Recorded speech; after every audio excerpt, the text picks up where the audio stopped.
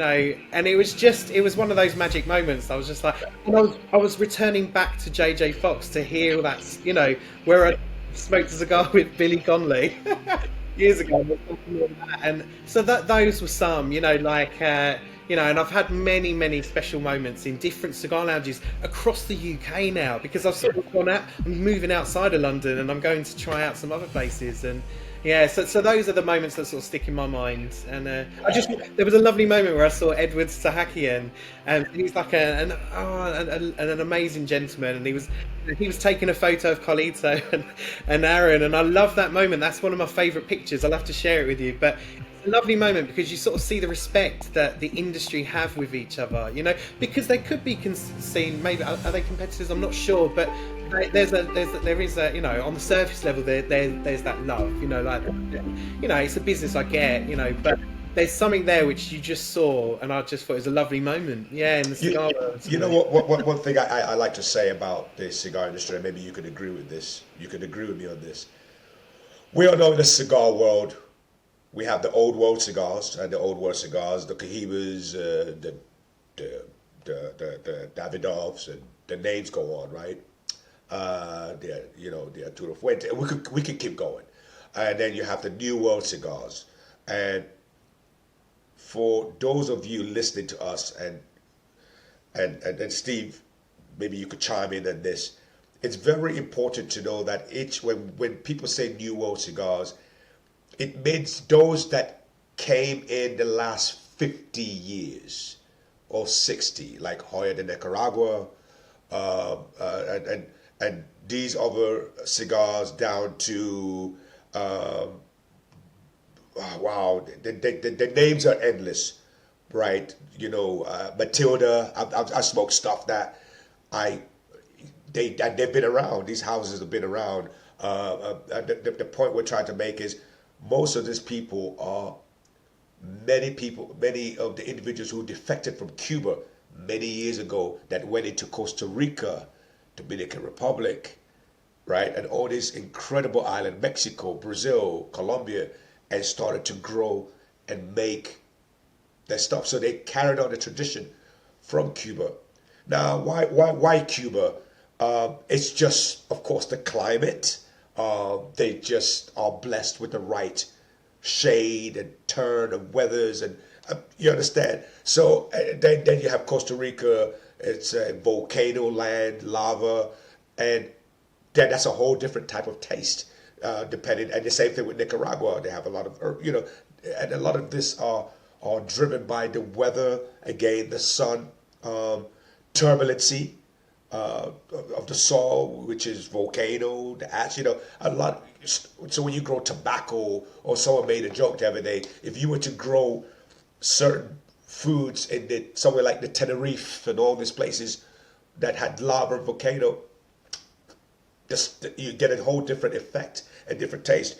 So when we say old, or we say, new age, it's all the quality at the end of the day, isn't it? Do you agree with me on that? Yeah, it's interesting because the whole Cuban and non-Cuban, it's been a really interesting debate actually, and I think I've read about this in my blog, or I've been learning about this. When I first got into it, it was all about Cuban cigars, and that was the thing I had to try, and the quality of the cigars, is just something else, there is something else. And when I did this, I call it an experiment. When I smoked all these A to Zs, I was smoking the non-Cuban cigars, or the New World. Now I call them non-Cuban. People have contacted me because I get people message me from all over the world, actually, and some people don't even know what a New World is. And I think the New World is a trademark name. I think it's a trademark name. Yeah, Scott Fines from Tour Imports did it, and I heard about that through Nick. There's a guy called Nick Hammond who does a podcast called Around the World in 80 Cigars, and if you haven't listened to it, check it out, because he's brilliant, and they really talk about that a lot. And so for me, I was like, is it a non-Cuban cigar? How do I refer to it as? Is it a New World cigar? And so for me, I'm not sure. I never know what to call it. I actually call it both names now. But there's something around the New World cigars which are much more experimental. Like to the point where I'm like, wow, the stuff that they're doing there is amazing. The quality, like some great brands there, like yes, Essentia, Foundation. The Drew Estate. Yeah. Like Tatuage, yeah, yeah. just a good, Amazing cigars. yeah, Amazing. Score 77. Yeah, Oh my goodness. It's just, there are, and again, uh, one thing I think me and you need to make sure people understand, they are all good, depending on the year, the weather condition, and what's going on at that time of the year. Here we are talking about a cigar from almost 62 years ago. You understand? It's all about quality, and that's out of Jamaica. You understand? So, and this was when the Caribbean were all neck to neck with Cuba making cigars, right? Guadeloupe, Haiti, you name it. All of these people were making cigars almost in the, like I would say 70 years ago, maybe even 100, 150. So the Caribbean across the board had, because of the weather, then you had Cameroon, you had Africa, you had West Africa, down to, but the ones that really thrived and really made it known, thanks to Winston Churchill, was the Cuban and, JFK. Because they were in the political arena, and at a time where the world was watching, when you saw Winston Churchill with that cigar, you couldn't help but, now you can kind of zone in and go, oh my God, that's from Cuba. With technology, we can see what he was actually smoking. So that helped, right? That really helped. Winston Churchill, we have a joke, we have a saying, Winston Churchill gave Cuban cigars, what are those? We call it $2.5 billion campaign, which everyone should just hand over to his estate for for free. Like we are doing, he gave it away for free. Like, you know what I mean? The UN shuffling through papers in a cigar. Even when he had the meeting with Eisenhower, should we go to war? I mean, he just, you get it right. They were having a meeting with Hitler, and they're sitting there, and he walks out, and Eisenhower look over at him. You hear stories, right? He cuts a cigar, he lights it, he goes, he's gonna go to war. Like, these are true stories, right? Yeah. Amazing, and like in England, they've got the War Churchill Museum, and you can go in and you can see the room where they were. They have the cigar ashtray on the table where they're plotting out, the strategy on how to tackle this stuff. And then I went to Churchill's. I think it was the place he was born, and then the place that he died, and that whole you can follow with that. But yeah, he was a big advocate for the Cuban cigar. I wonder what he'd think of the New World. And then I think, you know what, I'm gonna speak. I think I would guess this.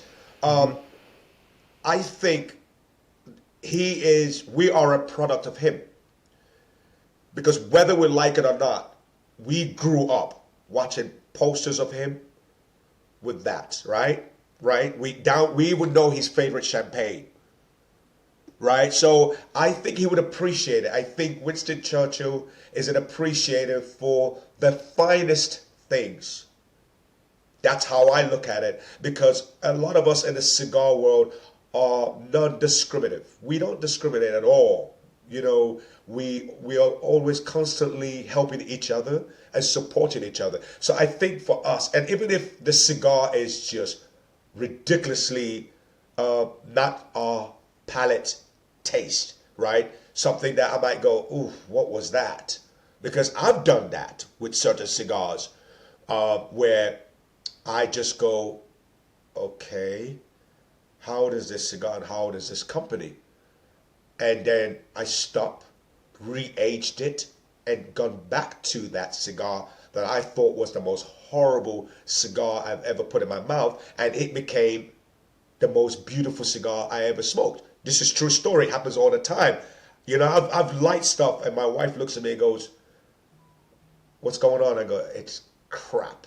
And she goes to me, the first thing is my wife. She goes, why don't you just put it in a Ziploc bag with a Bovina and just hide it under put it in a storage and see what happens in 6 months. Just forget about it. Don't go into it any further, and don't give it away. If you feel it's not cool, you don't want to hand it out to other people, and they would probably look at you like, Jesus Christ, he smokes the shittiest cigars. So as cigar smokers, we're very careful with such a reputation, right? And not to take away from what we're talking about, what Winston Churchill would say about New World cigars. But I've done that. And let me tell you something. I'll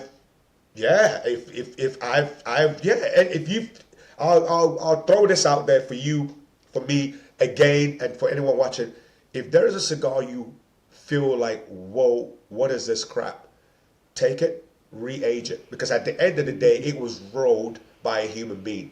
Yeah. You can't go wrong, and a lot of cigar smokers tell me you've got to age some of these. You've got to look after, the quality, the difference in the taste and the flavors are much stronger and much better. Exactly. That's a craft itself. To look after, and that's where again I look at how I appreciate these cigars. Yes. And I've seen so many people sort of show me their pictures of their humidors and the effort that goes into keeping those maintained. Yes. It's like there's a science behind it. I've never cracked one. Oh man, I can't tell you. I can't tell you the amount of numbers of cigars I have. I know my wife just says, Jesus Christ. She looks at me, she goes, be careful your great grandkids don't be the one to smoke this stuff.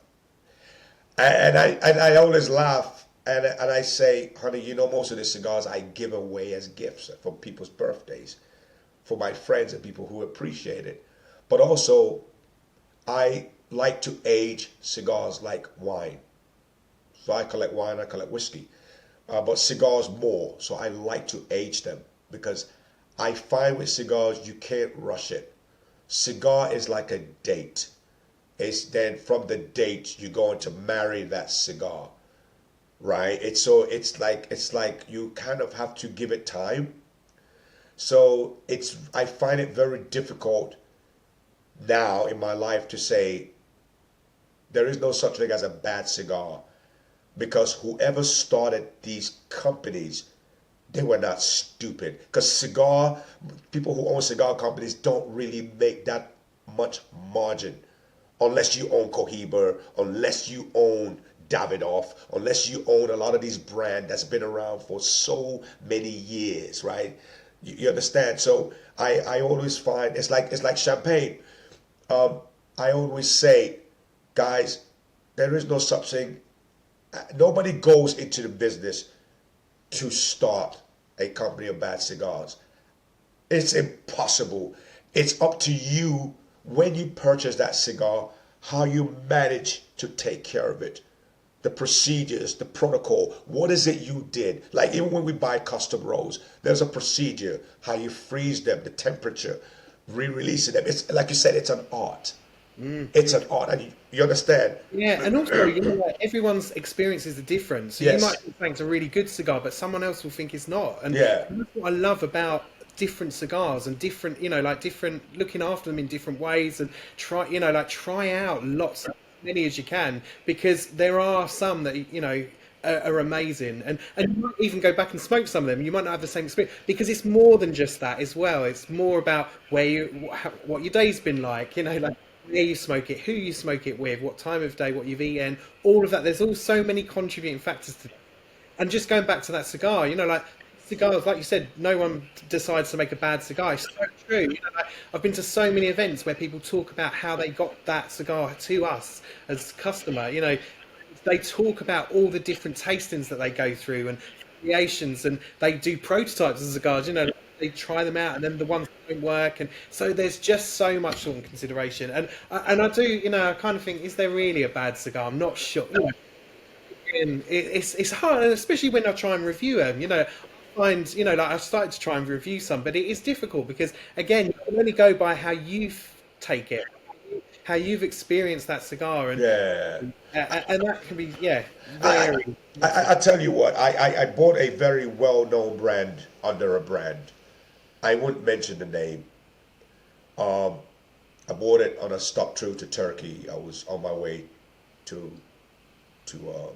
work to make a film, and on my way back after filming, I stopped by this place, and that moment all the Cohibas were gone. Then it went down to the Davidoffs, and then they said there is another brand you need to try out, and I said, really? So I was like, okay. The guy said it's really good, depending on depending on where your state of mind is. So I was like, okay, cool. So I bought like 3 boxes of this, took them home, was excited, opened the box, couldn't wait to light it up. I was just curious. And it was just unsmokable. And it was under a major, major brand. Here is the kicker. Again, my wife stepped in. She said, "You feel disappointed?" I said, "Yes, I am. It's a lot of money I just spent here." And she goes, "Store them away." Now, my wife is from a farmer's dynasty, so she comes from farmland. They grow wheat in Norway. So her family, they're farmers. And she said, "You have a stash of those Cuban cigars?" I said, "Yeah." She goes, "Take them, dump them there, put them in a Tupperware, and put we have a size of Bovida, and we dropped it in there. And we locked it up I think I locked it up for a year and a half. I think my daughter she was almost 1, she'd just been born. So I always use this as timeline. Went back into it, was sitting at one of our cigar lounges, I think it was a Soho Whiskey Club.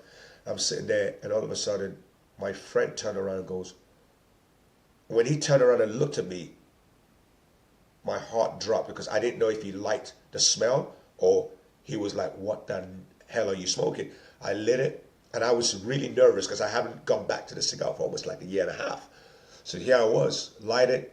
He said, "Man, whatever you're smoking, I love that. Can I smell it?" I said, "I'll do you one better. I give it to you." And I sat there and I watched him.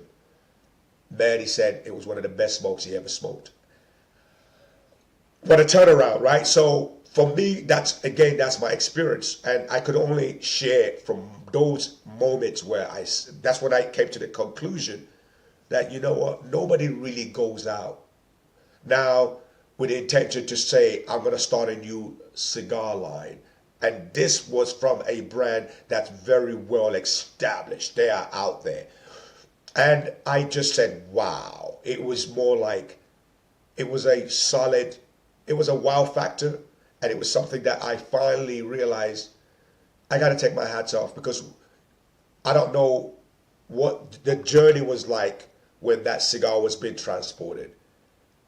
Does that make sense? Where was this port? Where was it stopped by? Did it stop in some very cold country, or where it was left unattended to until it went through customs? We don't know, right? We don't really know the cycle and the journey. So I always say it's our responsibility as cigar smokers to take care of that issue. Exactly. Yeah.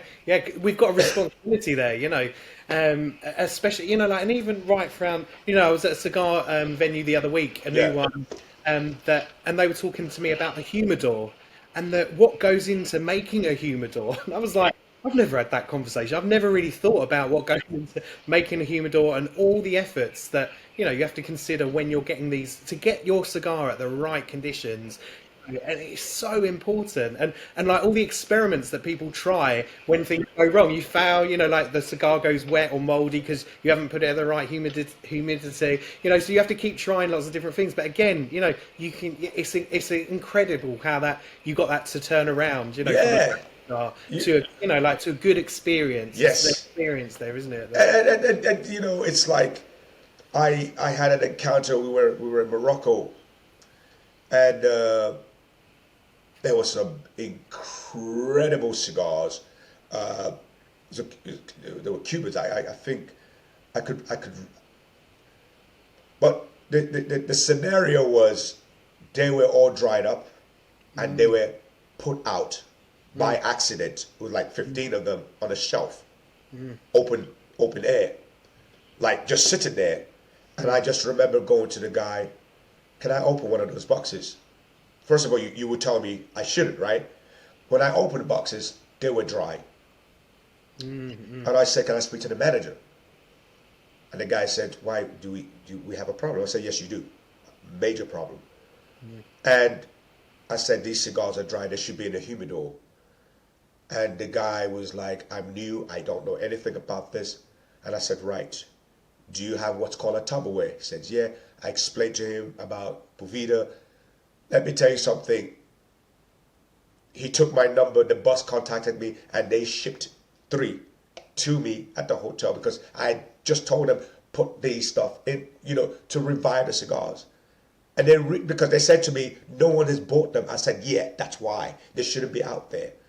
But the moral of the story, sometimes that's what we do in the cigar world, right? We see stuff that we go, ooh, we look at a cigar, we go, what's your temperature? What's going on in the humidor? So back to the whole thing about humidor, if that thing is not right, you could destroy.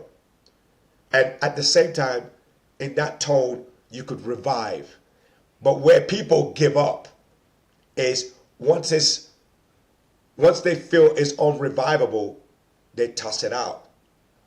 I know you and I done. I laugh. I see opportunity. But in this case, I felt bad. I was like, he was already lowering the price. And I felt so, but to have a good conscience, I said, nah, revive them and sell them at full price. He said, you think this will work? I said, yes, get Boveda. And it was another name like Boveda at that time. I said, get this. And I said, this is, we're Marrakesh. You have endless Tupperware because you got to reserve things. People got to put their fabrics in there so it doesn't get eaten by ants. So I had to explain the whole process of this whole Tupperware. And they did it. And it worked. And you know what I mean? So, but where did I get that from? I got that from the cigar world, from the older gentleman who was like, okay, you may not be able to afford the 5,000, 6,000 pounds or dollar humidor. Do this, and this. You understand where I'm coming from? So in my 30-year journey, man, I have, all my favorite before what do you call it? Before Boveda and these things came into place, before they even existed, was I was told to get a those tablecloth handkerchief, those napkins, soak it in distilled water.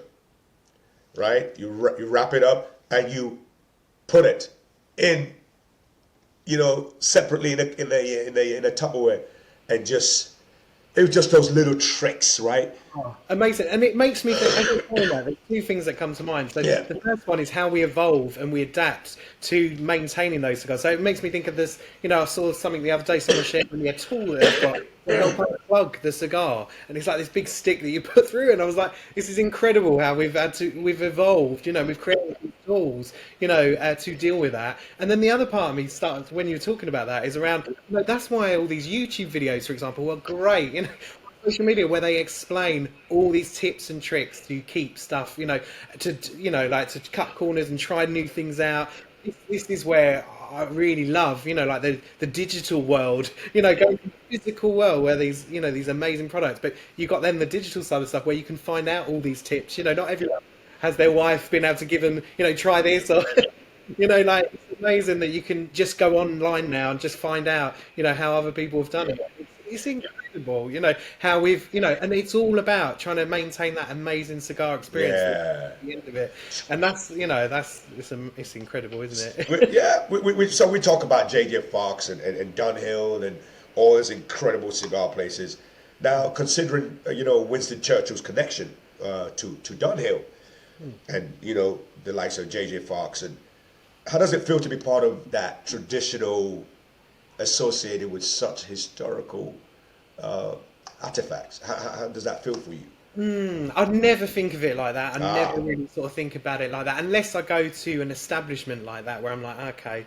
I see it more as, I don't know. I don't really think back to the past. I think to the future around like, where next? I just think of community and more so than the legacy side of stuff. Like in terms of when I meet new people and I'm like seeing shifts and change in people, so recently I've been going around the country and away from the London bubble, and I've been visiting cigar lounges and sampling rooms in Derby or in places I'd not go to, or out in Essex, and so interesting seeing how different people view cigars, and actually, it's not about these Cuban Churchill related cigars anymore. It's more about like these New World cigars because they're much more affordable and attainable, like easier to access. And yes, and I'm like, wow, there's a something changing in the industry where and people are I tried a few cigars the other day that I would never normally try, but it was just through sort of peer pressure in a cigar lounge. I was like, yeah, 100% gonna give it a shot. It was a great experience. It was just that there was a camaraderie there. So I don't sort of I sort of see us where we're moving forward to. Yes, and what next. I like that. So there's something there which I find amazing. And again, like every time I meet someone new or a new group of, people that are herfing together, I just learn all this amazing new stuff. So it feels so far away from where the Churchill days were. Yeah, it does. It does. But, it's interesting. So what is your all-time favorite cigar or region? So I've not really experienced really all the aged and limited edition cigars. So I'm still very new in that world. So when I was going through my A to Z of cigars, I think the top ones that came to mind. So there was a few moments that I had. So I had a Monte Cristo 80th anniversary stick, and I think it was in number 6 Cavendish in London. And that I just remember and I think it was because it was aged and looked after so well. It just felt incredible. That cigar was one that just stands out. And I was on my own in there, and I always have flashbacks of that moment. It's really sad, a bit geeky. And but that was an amazing cigar. But then, when I was going through them, I think the Drew Estate Liga Privada number 9, really full-bodied, but I really enjoy that cigar, and that's a really good cigar to have after a meal, or and I also compare that, or on the same level as that, as the Davidoff Late Hour. I think I tried the Toro, and I can never pronounce all the names. But you said it well, the Toro, yes, yeah, Robusto, and they were fantastic. And I'm sort of learning through that, that have them at different times of the day. These are great for after meal. You've had a big meal, you smoke one of these full-bodied cigars, and then you compare them to the light ones. So actually, over time, I found that. So those were a few key. I found Partagas, and it was Serie E number 2, very specific. But that was a very, very wonderful cigar. I really enjoy that, smoking it. If I'm walking around London, I love that cigar. And then a few other. I'm just trying to think of some of the other names. My Father. I can never pronounce this one. Labijo, 1922. It was a great smoke. There was of course, I've tried the Cahibas, and I think I had a Maduro Cahiba in, where was it? The Garden Room, I think, in the Lanesborough Hotel. And again, I just remember having an amazing moment. I was on my own. There was no one else in there, but I just absolutely love that moment that I smoked that cigar. So it's interesting that it's not always necessarily the cigar. It's also the place you're at in it. But So those are the most memorable cigars. But what I'm finding at the moment, which is really interesting, which I never anticipated, was that I thought I'm always going to smoke full-bodied cigars or full strength, but actually my tastes are changing. I'm actually preferring the more milder cigars. So, and again, I can't pronounce this one. So this is the Quai d'Orsay, I can never pronounce it, the French Cuban cigar, number 54, the 52, like an amazing smoke. And that is my kind of go-to. And the H. Upman, I think number 54, just phenomenal. Those, if I see them in a cigar humidor, walk-in humidor, I go to them straight away. But I also realise that I don't want to get stuck in the same thing. I want to experiment and try new ones, and go extreme. I had an unusual cigar the other night. What was it? I can't remember the name of it. I think I wrote about it the other day. It was Drew Estate, but they do a lot of sort of more flavoured cigars, and it was called. Hang on, let me just quickly have a look. It was called the Fat Bottom Betty. Yes, the one that's like a little piggy. Yes, so this was incredibly sweet, and I was like, this is definitely not for me. But a lot of people in the cigar shop actually really enjoyed it. So, and then that made me think of the, I think I tried the acid one and the tobacco special. Again, I really appreciate them because they help people get into the cigar world, So, and like I say, I might enjoy one, and I've become a bit of, I get a lot of newbies ask me what I'd recommend. And I've got a few interesting facts from that. So the first one is, what I recommend might not work for them, actually, because it's probably way too, especially the full bodied, way too, strong for so I think I did on my site. I tried to write a typical cigar for beginners blog, and I did an audit. So I looked at all the cigar, distributors across the UK, and I looked and did a chart tallying what was the most common cigar that they recommended, and they were all Cuban, which was disappointing. I was really disappointed by that because they were all Cuban cigars they recommended. So I then asked online, it's like, what would people recommend? I had a lot of Americans message me, and I'm like, I don't think we were able to get those cigars. But it was really interesting that those different types of cigars for beginners from the New World scene. It's hard to. I'm not sure what I'd recommend in that, but something maybe a bit more milder, maybe. But so interesting in terms of the breadth of the different types of cigars you could try as a beginner, and also as well, I sort of think about the size of it. So I really like the ring gauge around sort of 50. But like recent on Friday night, I was in a barber shop in Essex, and we were doing Davidoff were there. Doing the new, the small, tiny late hour cigar. Yeah. It was really interesting, and they were sort of explaining why they do those they sizes. have that petite it's about timing. Which is like we talked about tempo, right? And what my Jamaican friend said, look, Oris, you need to understand when Ian Fleming in Jamaica was writing all the James Bond series. These were the classic cigars as a writer he was smoking, and he said, I won't be surprised if Ian Fleming wrote the whole James Bond trilogy, smoking a lot of the Dunhill, Petit Corona we were talking about from that era. He says, I won't be surprised. And I kind of cut back to a lot of old pictures of Ian Fleming and all the guys in the estate, and you could just see they all had that petite. So talking about the late hour petite, a lot of guys are coming back into that. So for example, right, we are in a non-smoking environment, so everyone's in a nice suit. There's a break in between, like when we go to the cigar events, it's a quick smoke when you go back outside.